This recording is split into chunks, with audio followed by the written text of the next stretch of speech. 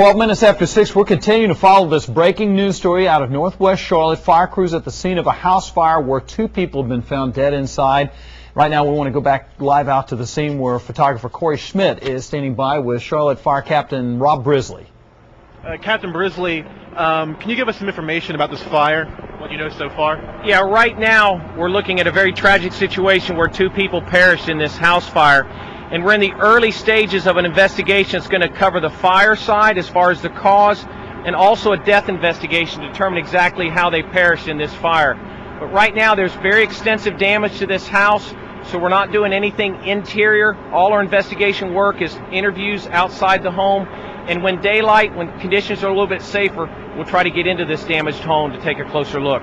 Can you release any information about the victims, whether they were actually family members that lived in this house? Right now that's still in the early stages. We want to piece together exactly who was here or who was at home when the fire broke out. We've got a long day ahead of us to answer many of those questions. How did the actual operation go? Did firefighters have any trouble? We had numerous 911 calls. We knew exactly what we were facing.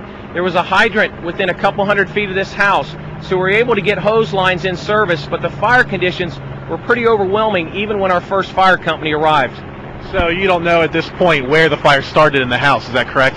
Correct. It's still under investigation. The early stages are going to try to determine the location of the fire and then also the cause of the fire. All right, thank you, Captain Brisley. All right, and that is our Corey Schmidt reporting live out there, interviewing Captain Ron Brisley with the Charlotte Fire Department. We thank them for that live report, and we will definitely keep you updated on this story.